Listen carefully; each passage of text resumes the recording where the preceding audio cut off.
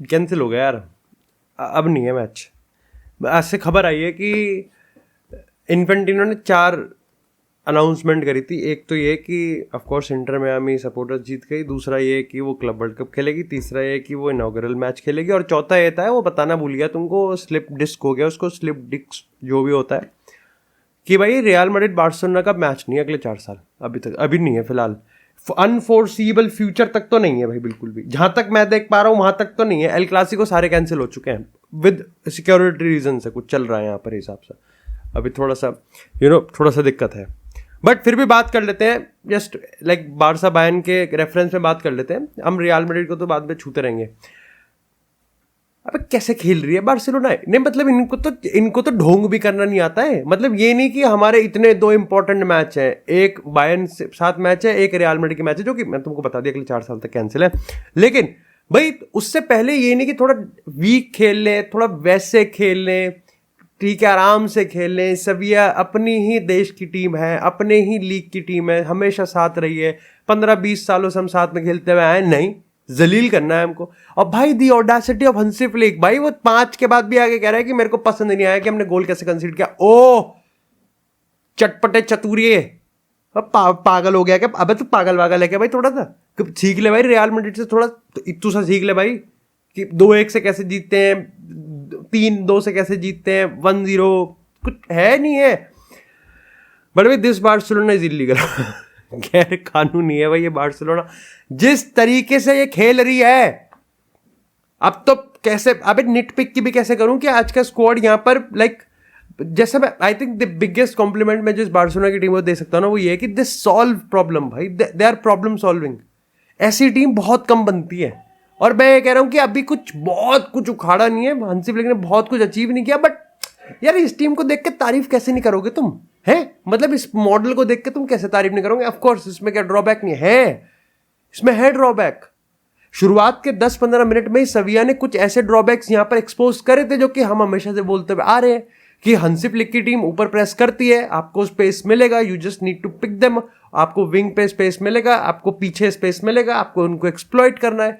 सविया ने वो काम नहीं करा, फिर उसके बाद जो उनका निक्कर उतारा है और फिर जो उनके पिछवाड़े पे एक्सप्लॉइटेशन हुई है, इतनी तो डिफॉरेस्टेशन भी नहीं हुई है दुनिया में, लेकिन जो स्ट्रेंथ है ना, वो मेरे को लगता है बहुत ज्यादा आउटवे कर जाते हैं कॉन्सिक्वेंस। एंड आई थिंक वही वाली बात है, ये हाई रिस्क हाई रिवॉर्ड वाली बात है। आई थिंक हंसी फ्लिक ने इस, मतलब एक तो हाँ मैं ये भी मानता हूं कि ये स्क्वाड है लाजवाब, ये स्क्वाड है लाजवाब, लेकिन इसमें एक और हमको लेयर ऐड करनी पड़ेगी कि स्क्वाड को लाजवाब बनाने में हंसी फ्लिक का बहुत बड़ा हाथ है। मतलब ये लेवेंडोव्स्की जिसके आज ऑलमोस्ट 12-13 गोल हो चुके हैं ला लीगा में ऑलरेडी, जो कि पिछली रेस में, इसको सब कह रहे थे कि भाई बेच दो इसे, इसको बिग बिलियन डेज की सेल पे निकालो। अगर हम यहाँ पर फ्रैंकी डियोंग की बात करें, अभी तक हमको नहीं पता कि भाई पिटारे में क्या है। हंसी फ्लिक के कसेडो की बात करें, एब्सोल्युटली ब्रिलियंट। इनिगो मार्टिनेज, जानते थे तुम इनिगो मार्टिनेज को? बता दो मुझे, जानते थे? नहीं, आधार कार्ड। इनिगो मार्टिनेज को पिछले सीजन कैंप न्यू में मैच देखने के लिए नहीं घुसने देते। तुम तो अलग बात कर रहे हो कि यहाँ पर वो कितना बढ़िया प्लेयर था। आज के देख लो इनिगो मार्टिनेज की। जूल्स कोंडे अलग, मेरे को ऐसा लगता है कि वो सुनता है, वो उसे सांस वांस नहीं आती, वो लेता ही नहीं है, उसने रेस्पिरेशन का कंसेप्ट नहीं सीखा है, वो बस भागता रहता है और वो बस पासिंग करता रहता है। जूल्स कुंडे इतना बेहतरीन है ना, I think I could say कि अभी के प्रोजेक्ट में Jules Kounde is miles more important than यहाँ पर रोनाल्डो राउओ की बात करें, आप यहाँ पर पेड्री की बात करो, क्लास। और हम यहाँ पर डैनी ऑल्मो की तो बात ही नहीं कर रहे जो अभी तक नहीं आया, हम यहाँ पर गावी की तो बात नहीं कर रहे जिसको इतना बड़ा स्टैंडिंग ओवेशन मिला है। इसके साथ ही आप यहाँ पर बात करो कि भाई किस तरीके से रफीनिया लीडर है भाई, लेकिन उसको बनाया है, हीरा था लेकिन उसको तराशा गया है भाई, उसको फ्रीडम दी गई है। उसको जब से फ्री रोम, एक लीडर और एक बहुत ही वर्टिकल डायरेक्ट एग्रेसिव प्लेयर, जब से उसको ये वाला रोल मिला ना, वह फोड़ रहा है वो। और ये तो मैं तब कह रहा हूं जब उसके लिए 2-3 क्लियर चांसेस बना के वो उसको मिस कर देता है। लेवेंडोव्स्की प्रॉपर पोचर, उसको लाइक ही इज नॉट, मैं नहीं कहूंगा कि भाग रहा है बहुत, बट किसको फर्क पड़ता है भाग रहा है कि नहीं। व्हील चेयर पे खेल ले भाई, हिलाता हुआ खेल ले, मत ही खेल, बाहर बैठ जा, बीच में आ जाइए गोल मार के। अगर वो ऐसे गेम दे रहा है तो क्या फर्क पड़ता है। Lamine Yamal, I think commentator ने बहुत बढ़िया चीज कही थी लमीन यमाल के रिगार्डिंग एडजेक्टिव्स के, you are getting out of adjectives. अब नहीं है भाई शब्द, अब आपके पास संज्ञा संज्ञा जो भी होती, परिभाषा, पर्यायवाची, हिंदी में देखो मेरे कम नंबर आते थे, खैर वो तो मेरे मैथ में भी आते थे, बट अब लमीन यमाल को डिस्क्राइब करने के लिए भाई शब्द कम पड़ रहे हैं. Outside foot, dribbling, passing, assisting, pre assisting, क्या कर रहा है भाई ये लमीन यमाल. मतलब जो सीलिंग है ना, जिस हाइट पे वो सीलिंग है, छज्जा जिस हाइट पे है ना, उसकी तो मैं बात ही नहीं कर रहा. मैं उस बात की कर रहा हूं कि जिस लेवल ऑफ लाइक कंसिस्टेंसी को मेंटेन कर रहा है ना, match after match after match, वो बहुत तगड़ी है, बहुत ज्यादा तगड़ी है. इस बार्सिलोना से सविया की मैच की अगर बात करूं ना, तो आई थिंक सविया ने इतना हाई प्रेस करा नहीं, पर उन्होंने स्पेस बहुत दिया, और एक बहुत अजीब सा एक मॉडल था. दे वर नॉट प्रेसिंग, ठीक है, जहां पर उनको बार्सिलोना की हाई डिफेंसिव लाइन और उनकी विंग पे जो विड्थ है, जब लाइक अलोंग द फ्लैंक्स जहां पर उनको एक्सप्लॉइट करना था, उसका उल्टा वो खुद एक्सपोज हो रहे थे इस चीज पे. और दूसरी चीज मेरे को लगता है कि यहां पर ये चीज तो कहनी पड़ेगी कि क्या ये यहां पर वीकनेस है सविया की, जो कि बहुत पैसिव था, या फिर एक्चुअली में बार्सिलोना की काबिलियत है कि भाई जैसे मैं हमेशा से बोलता आ रहा हूँ, they are actually problem solving. मतलब कितना ही लो ब्लॉक आप डाल दोगे, द अमाउंट ऑफ फ्रीडम जो प्लेयर्स को दी है, कि यहाँ पर पेड्री घूम रहा है, कि यहाँ पर आपको लेवेंडाउस्की ड्रॉप होता हुआ दिख रहा है, आपको यहाँ पर रफीनिया डायरेक्ट होता हुआ दिख रहा है, आपको लमीन यमाल यहाँ पर विड्थ मेंटेन करता हुआ दिख रहा है, आपको जूल्स कोंडे दिख रहा है. ये इतना ज्यादा कंफ्यूजिंग लगता है किसी भी टीम को कि वो मैन मार्क तो कर ही नहीं सकती. और दूसरी चीज ये है कि यहाँ पर जो क्रिएटर्स हैं और जो फीडर्स हैं, मतलब जो रिसीव करने वाले हैं, चाहे लेवेंडाउस्की की बात करें, चाहे रफीनिया की बात करें, चाहे लमीन यमाल की बात करें, चाहे पेड्री की बात करें, चाहे कसाडो की बात करें, एब्सोल्युटली ब्रिलियंट, एब्सोल्युटली ब्रिलियंट. जो उनके बीच में तालमेल है, जिस पेस पे वो गेम खेलते हैं, रियल मैड्रिड के चीथड़े उड़ा देंगे, चीथड़े. बट वो तो तब उड़ाएंगे ना जब मैच होगा. अगर आने वाले 4-5 साल तो वैसे भी एल क्लासिको होने नहीं वाला, तो बात ही खत्म होगी. बट स्टिल अगर मैच होता तो रियल मैड्रिड की बहुत बहुत दिक्कत होती. बट अगेन पॉइंट वही है ना कि रियल मैड्रिड को ऐसा नहीं कि रियल में कोई चांस नहीं मिलेंगे, विंग पे तो गेम खुलेगा भाई. और आई थिंक किलियन एम्बापे और Vinicius for whatever reason, yes Real Madrid unbalanced है, यस रियल मैड्रिड डिसबैलेंस्ड है, लेकिन भाई रियल मैड्रिड को चांस मिलेंगे. ये हांसी फ्लिक की team, because they believe in high risk high reward, तो करेंगे. मेरे को लगता है कि सविया इस गेम में कभी आ ही नहीं पाई. उन्होंने एक्चुअली में कभी यहाँ पर बार्सिलोना के गोल को चेक ही नहीं करा, कभी कोई टेस्ट नहीं करा. सूसो ने आके यहाँ पर ऑफकोर्स एक दो यहाँ पर आपको ग्लिम्स दिए थे, लेकिन भाई के ग्रोइन इंजरी होगी तो भाई चल दिए.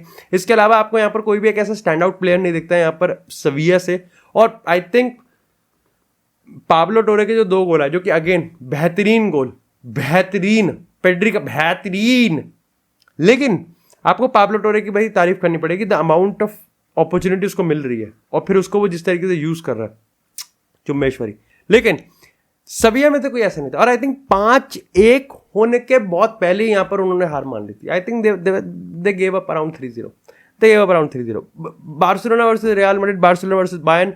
बार्सिलोना वर्सेस बायर्न में बहुत इंटरेस्टिंग मजा आने वाला है, क्योंकि गिवन द फैक्ट रिसेंटली यहाँ पर पाव्लोविच के साथ जो वो खेल रहा है, और पलीनिया के साथ जो यहाँ पर एक बहुत बड़ा कॉम्प्लिकेटेड सिचुएशन चल रही है भाई. इस शतरंज में अगर कंपनी ने अपने डिफेंसिव एबिलिटीज को भाई स्ट्रेंथ कर दिया ना, आई थिंक बार्सिलोना की थोड़ी सी प्रॉब्लम है. लेकिन अभी के तौर पे तो I will give Barcelona more chances, because again they are problem solving. और बायर्न इस पॉइंट ऑफ टाइम पे थोड़ा यहाँ पर डिफेंसिवली तो भाई देखो वल्नरेबल है. आप कह सकते हो कि वो तो बार्सिलोना भी है, बट अगेन बार्सिलोना वो चीज जान पूछ के कर रही है, बायर्न नहीं कर रही है. इसी के साथ बात करते हैं यहाँ पर अपने अगले प्रीमियर लीग बॉक्स ऑफिस की, Liverpool versus Chelsea. And I think game decent था, मेरे हिसाब से तो गेम डिसेंट था.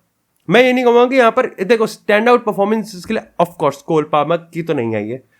मोहम्मद साला ब्रिलियंट, मतलब if you want to define Mohamed Salah's ability, उसका फिजिकल बैटल जो आज मैच में हुआ है, चाहे वो गस्टो के साथ हुआ हो, चाहे उसके बाद वो एक और आया था वहां पर पॉक्यूपाइन सा, लेकिन उसका जो असिस्ट था कर्टिस जोन्स के लिए, आई थिंक कर्टिस जोन्स का गेम बहुत बढ़िया गया, बहुत ज्यादा बढ़िया गया, जिस तरीके से उसको फ्री रोम मिला था मिडफील्ड में. लेकिन मैं ये कहूँगा कि चेल्सी अच्छा खेली. चेल्सी का प्रॉब्लम ये थी कोई player up to the standards नहीं खेला, समझ रहे हो. डिफेंस लाइन में अप टू द स्टैंडर्ड था. तोसिन की बात करें या फिर बादेशीले की बात करें, सांचेज की बात करें, अगेन बहुत ही ज्यादा इनकंसिस्टेंट है भाई वो बंदा. लेकिन आप ये देखो कि चेल्सी का जो मॉडल था बढ़िया था भाई. They were actually outplaying Liverpool in midfield में वो कर रहे थे. ऑफ कोर्स 2 चीजें, चेल्सी के पास पोजीशन ज्यादा था, लिवरपूल उसको देने लेने रख रही थी। लिवरपूल आउट ऑफ पोजीशन थोड़ा पैसिव थी, मिड ब्लॉक में थी, हाई प्रेस नहीं कर रहे थे, गिंगिन प्रेसिंग नहीं कर रहे थे वो वहाँ पर। तो यू हैव टू अंडरस्टैंड कि गेम तो बढ़िया था। कोल पाल्मर को पूरा नलिफाई कर दिया। मेरे को लगता है कि बहुत ही ज़्यादा टीम से डिस्कनेक्टेड था, और जब यहाँ पर वो बॉल लेता है तो ऑफकोर्स यहाँ पर लिवरपूल उस पर तो पर्टिकुलरली प्रेस अपना ट्रिगर करती है। जेडन सैंचो 1v1 में कुछ खास नहीं कर पाए। Nicholas Jackson was good. Nicholas Jackson के रिगार्डिंग मैं कह सकता हूँ कि ही वॉज ड्रॉपिंग डीप, और जब वो ड्रॉप डीप कर रहा था वो यहाँ पर टीम के साथ कनेक्ट कर पा रहा था। And again Nicholas Jackson is a type of striker जिसको आप इमेजिन करोगे वो गोल नहीं मारेगा, बट वो मार देगा गोल। That's how Nicolas Jackson is, but that's his speciality भाई। बट मेरे को लगता है कि यहाँ पर लिवरपूल ने जिस तरीके से निपटाया, कोनाते की अगर हम बात करें अच्छी परफॉर्मेंस आई है, ट्रेंट की बात करें अच्छी परफॉर्मेंस आई है, तो परफॉर्मेंस तो देखो आई है अच्छी। डार्विन नूनेस की बात करें ऑफ कोर्स ही इज वो थ्रेट है तो काम कर जाता है। लाविया ब्रिलियंट, एंजो फर्नांडिस भी मेरे को ठीक लगा। आई थिंक चेल्सी ने मेजोरिटी ऑफ द चीज़ें तो अच्छी करी, गुड। आपको दिख सकता है कि चेल्सी करने की क्या कोशिश कर रही है, बट मेरे को ऐसा लगता है कि उनके इंडिविजुअल परफॉर्मेंस उनको वो आज ले डूबे। जैसे आज सैंचो नहीं चला, आज कोल पाल्मर बिल्कुल गेम में इंक्लूडेड नहीं हुआ, तो I think majority of the जो अटैक्स थे वो चेल्सी के अनसॉलिसिटेड थे और like it was easy to tackle. Liverpool के लिए दिक्कत की बात यह है कि लिवरपूल जहाँ अटैक में तो बहुत तेज थी और बहुत थ्रेटनिंग काउंटर अटैक करने की कोशिश कर रही थी। डिफेंसिवली उनको थोड़ा सा देखना पड़ेगा कि दे वर एक्चुअली गेटिंग, उनका जो पेनल्टी बॉक्स है वो काफ़ी आराम से एक्सेस हो पा रहा था, जो कि चेल्सी आराम से कर रही थी। बाकी मेरे लिए लगता है कि लिवरपूल एब्सोल्युटली ब्रिलियंट जिस तरीके से वो खेल रही है आर्ने स्लॉट के under. Chelsea have every reason to be disappointed because again जितना उन्होंने एफर्ट्स मारा 1 पॉइंट तो वो डिजर्व करते थे, बट अगर वो नहीं भी करा तब भी उनके लिए लॉन्ग टर्म में तो एंजो मरेस्का के अंडर एक फ्यूचर तो